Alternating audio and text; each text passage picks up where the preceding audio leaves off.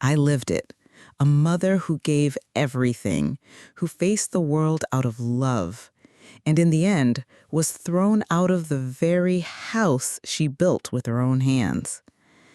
But he forgot to ask about the fortune I had hidden for years. And this is a story no one ever told me I'd have to live. Get ready for a journey of love, sacrifice, betrayal, and financial revenge. A true story that proves that sometimes justice comes from where we least expect it, and that a secret kept in silence can change everything. If you love stories that touch the heart and reveal the deepest secrets of family life, subscribe to the channel now and turn on the notification bell so you don't miss a single chapter of this real-life drama. I never thought I'd live to see the day when my own home would deny me entry. It was a hot afternoon, the kind where the sky feels heavy on your shoulders. I was coming back from the grocery store, arms full of heavy bags, my feet aching, already dreaming of my chamomile tea and the scent of the vanilla cake I'd left frozen in the freezer. But when I turned the key in the gate, it stuck. I tried again.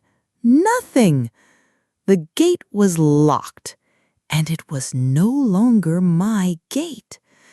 On the porch, Tyler appeared with that look, a mix of shame and coldness, like someone rehearsing a line they know will hurt. Beside him stood Jessica, his girlfriend, holding a folder full of papers. He said, as calmly as someone talking about the weather, "You don't live here anymore, Diane. This house is ours now." His words cut through me like a dull knife.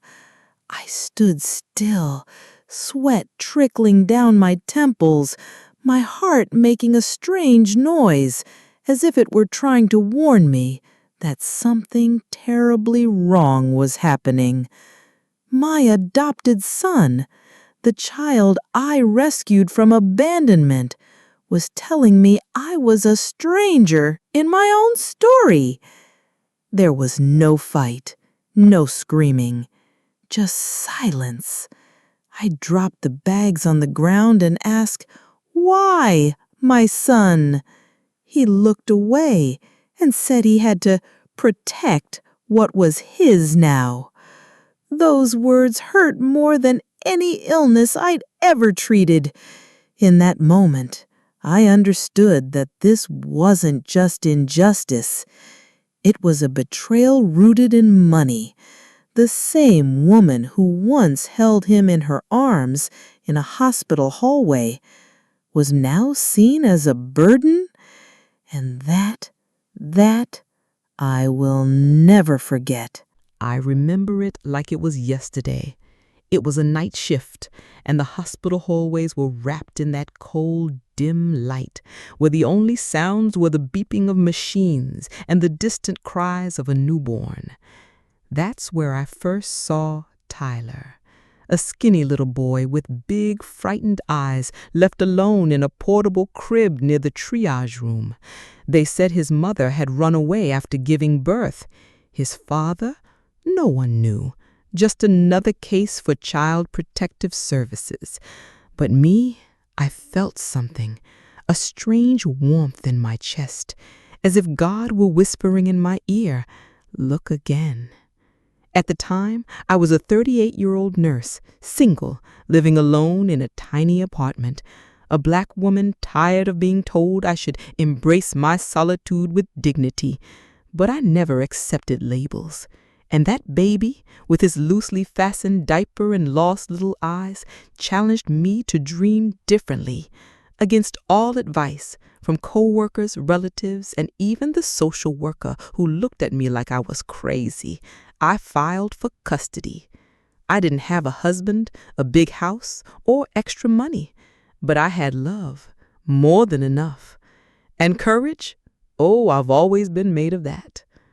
Adopting Tyler was the boldest decision of my life and also the most beautiful. I knew it wouldn't be easy, not just because I was a single mother, but because the world doesn't hesitate to remind you when you and your child don't look alike.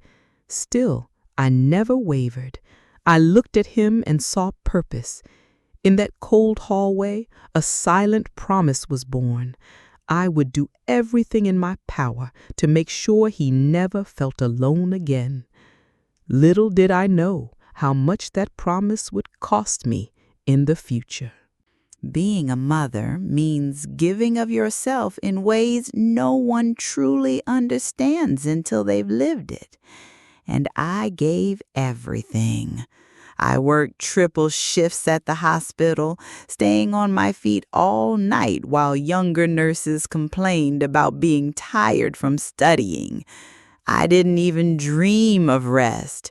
It was work, rush home, prepare bottles, and still find a smile when he woke up wheezing with asthma. And when money ran short, because it always did, I went without so he could have piano lessons, new books, nice clothes. Tyler grew up with everything I never had.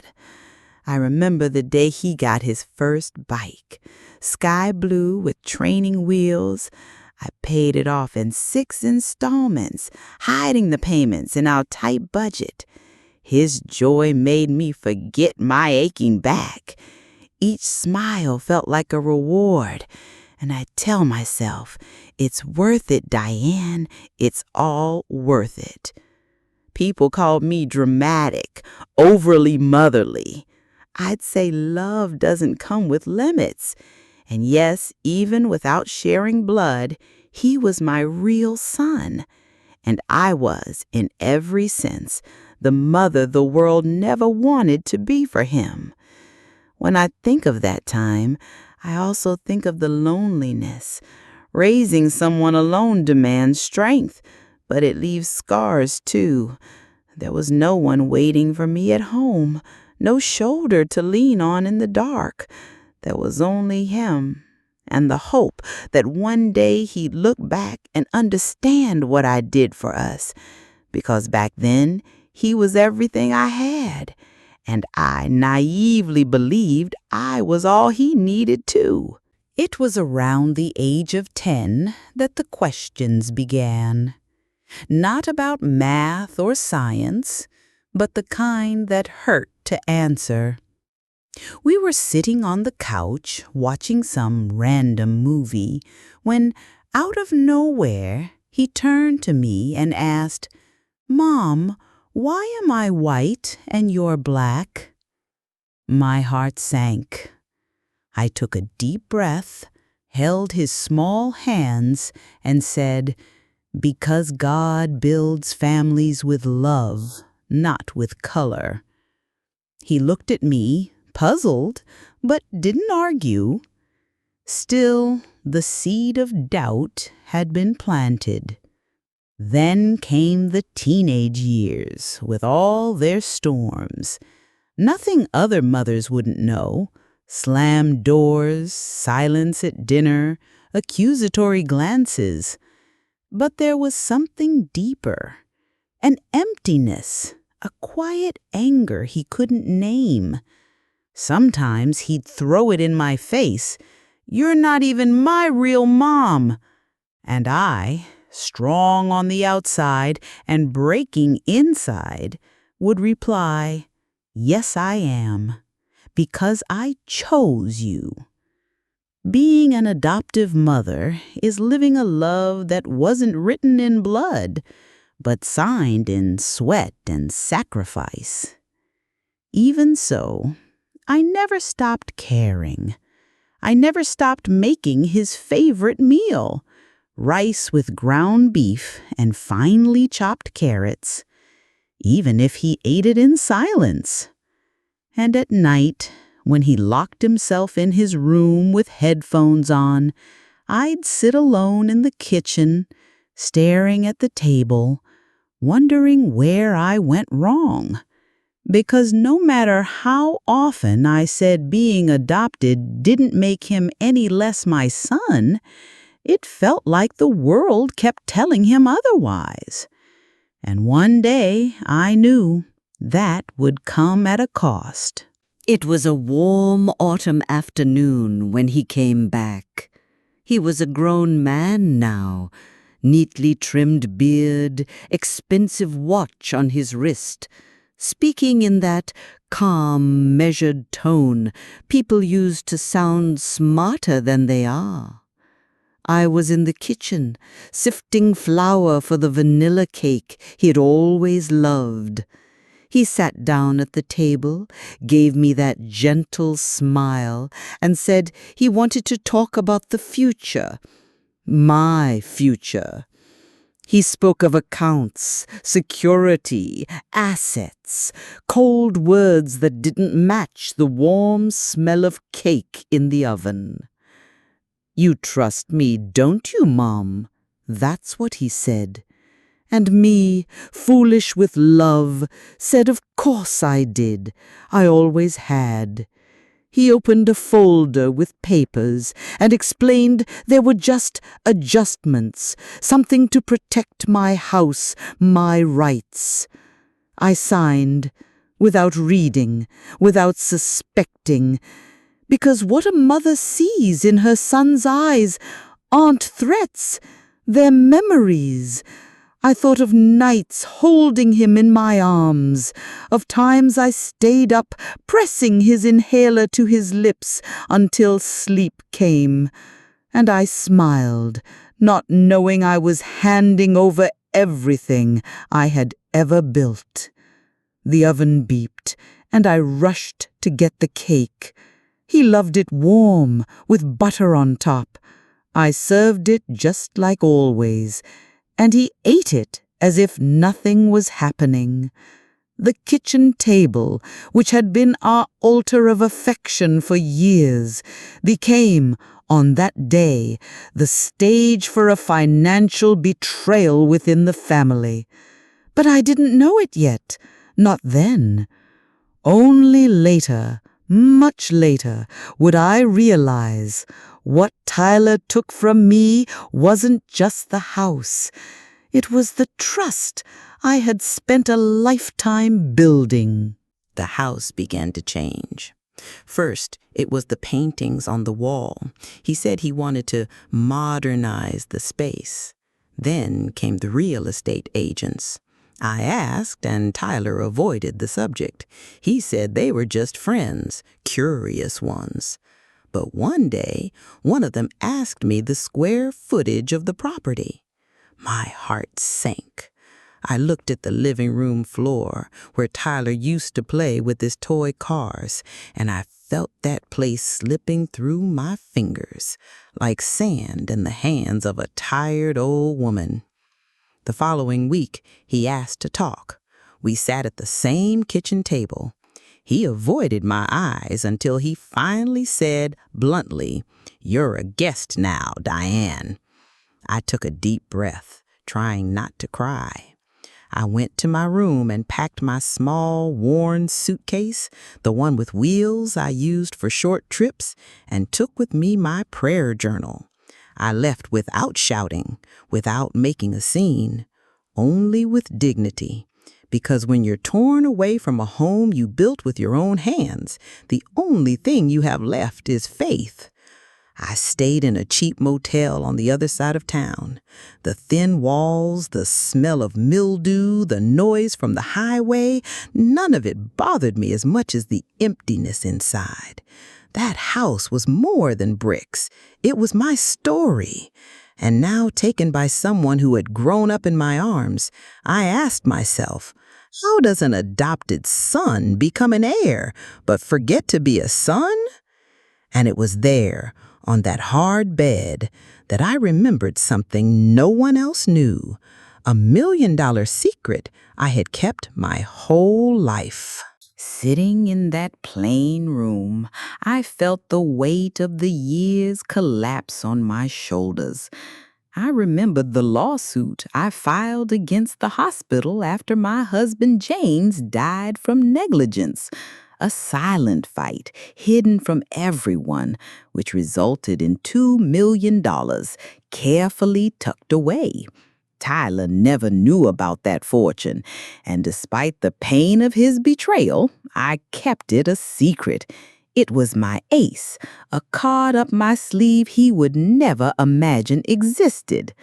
I picked up the phone and called Joe, my old friend and trusted lawyer, who always warned me never to let my guard down. He answered in his usual grumpy way and listened to everything without interrupting. When I finished, he let out a bitter laugh and said, "He forgot who raised him, Diane. Now it's time to remind him who's in charge." My blood rushed hot through my veins. Financial revenge wasn't just a choice. It was justice for a betrayed mother. In that moment, I understood that the hidden $1 million secret wasn't just about money. It was my chance to rewrite my story, to flip the script on this family betrayal and greed that almost broke me. What he didn't know, and what I fully intended to show him, was that even betrayed, I was not defeated. I was just getting started. I met Joe at a rundown gas station, one of those places frozen in time, smelling of oil and strong coffee.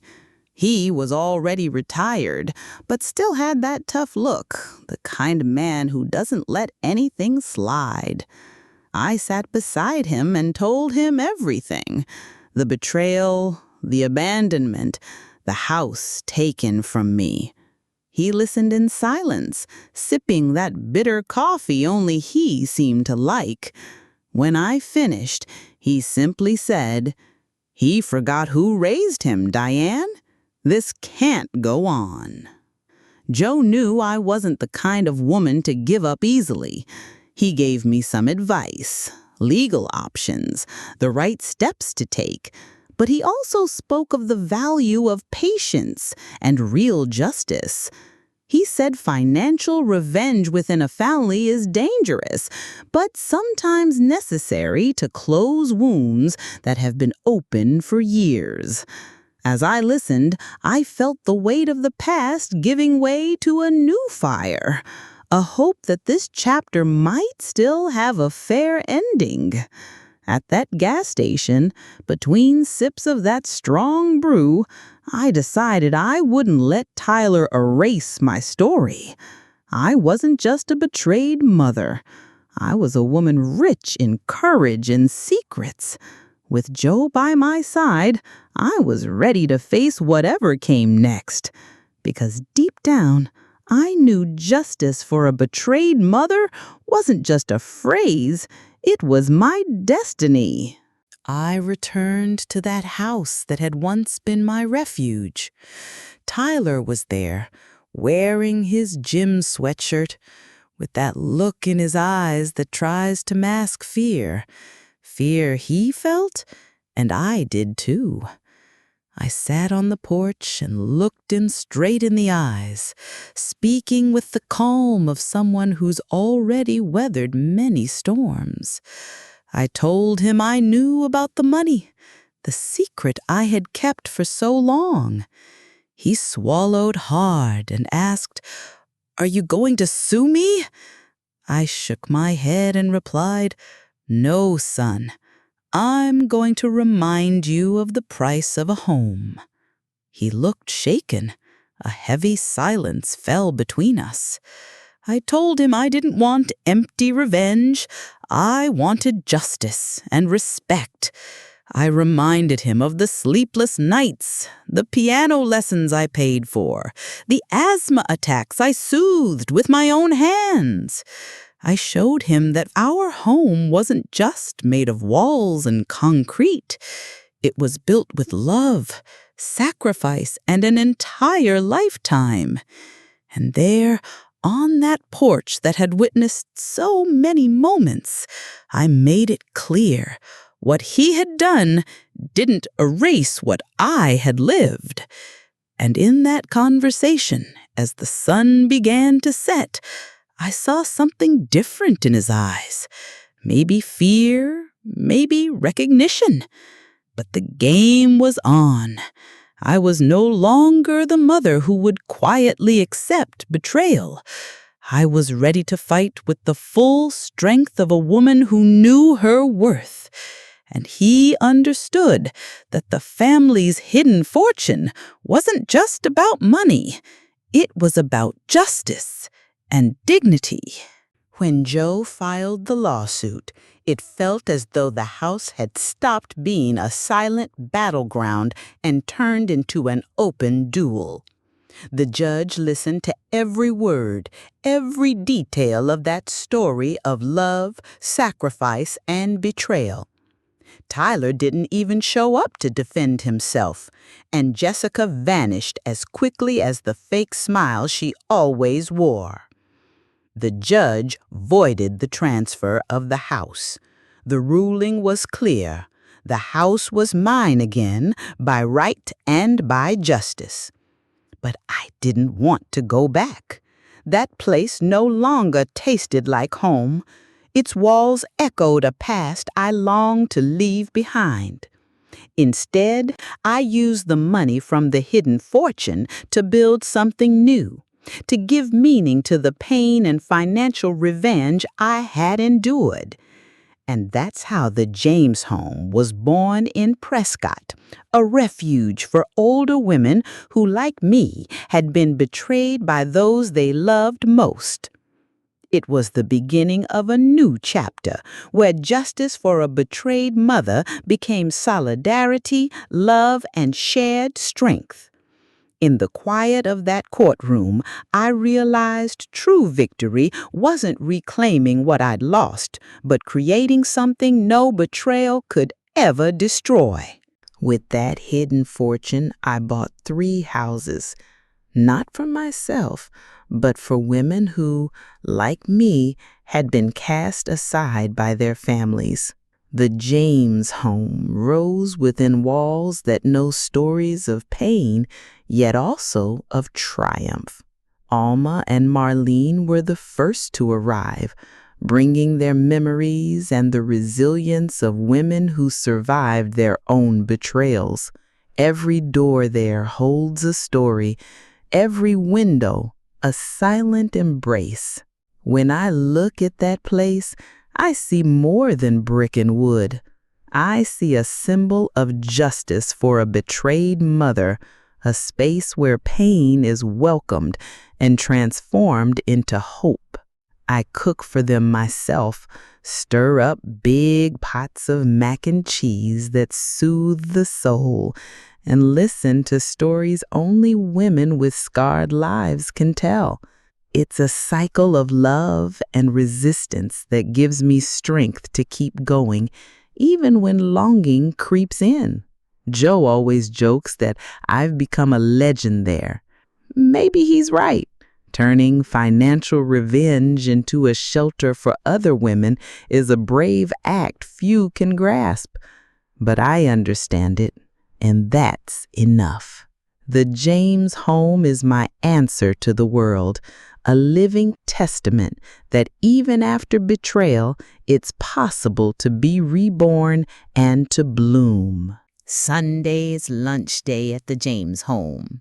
The kitchen fills with the smell of mac and cheese, that simple dish that feels like a hug in food form. Alma and Marlene, my first residents, sit at the table as if it were their own home, sharing stories laced with both laughter and tears. It's in these moments I understand the true meaning of my financial revenge, turning pain into affection and loneliness into community. As I stir the pot, I think of the women who went through similar betrayals, kicked out of their homes, ignored by their own children. Here they find a real home, a space where justice for a betrayed mother is not just a phrase, but a daily action. James' home has become a refuge and a voice for those who no longer have the strength to fight alone. And I, Diane, feel blessed to offer this. Joe always says, between one laugh and another, that I've become a legend, a woman who took life's bitterness and turned it into hope. And I laugh with him, because deep down I know that James' home is more than a shelter. It's a silent monument to the strength of a woman who, even when betrayed, never loses her dignity. One day I received a letter. No sender, just the crooked handwriting I recognized immediately. It was from Tyler. The paper was crumpled, as if folded and kept in a pocket for days. He wrote that he had made a mistake, that he missed the mother he once had, and that maybe, just maybe, he wanted to fix what he'd broken. I read the letter, folded it carefully, and tucked it inside my Bible. Quietly, I chose not to reply. Forgiveness, I've learned, is silence. It's not the same as reconciliation. I could feel the pain in his words, but I also knew some wounds run too deep to be healed by an apology. My forgiveness didn't depend on his recognition, but on my own peace. Moving forward was the only way I could protect both my dignity and my peace of mind. Meanwhile, life continued at James' home. The past still showed up like a ghost now and then, but it no longer held power over me. I now knew the love I gave Tyler wasn't wasted. It simply changed form. And within these walls, my story lived on, stronger and more hopeful than ever.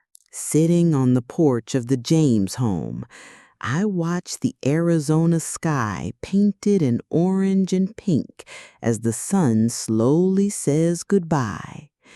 Here, in this place I built with sweat, tears, and so much strength, I feel the peace I longed for. The love I gave Tyler wasn't lost. It simply transformed and now warms the hearts of other souls who needed me just as much as he once did. I see Alma and Marlene laughing in the garden, their stories woven into mine, forming an invisible net of strength and solidarity. Life taught me that even when betrayal comes from those we love most, it's still possible to be reborn. The hidden fortune, the financial revenge, it all became fuel to build a legacy greater than I could have ever imagined. As the sun disappears over the horizon, I know my journey is far from over, because being a mother, even to those who betray us, is an act of infinite courage. And I, Diane, have learned that true justice doesn't lie in reclaiming possessions, but in cultivating love and dignity, even when everything seems lost. My story is living proof that not all love is unconditional, and even the strongest bonds can be tested by betrayal and greed. But life teaches us that true strength is in rising, even when everything seems lost. And have you ever asked yourself how far you'd go for justice? How much could you endure from a child who became your enemy? Now reflect. How many secrets does your family keep? How many unspoken truths lie buried under silence? Don't let the pain of the past control your future. Use your courage to rewrite your story, just like I did. If this story touched your heart, leave a comment, share it with someone who needs to hear it, and don't forget to subscribe to the channel. That way, you'll never miss a story that reaches deep into your soul.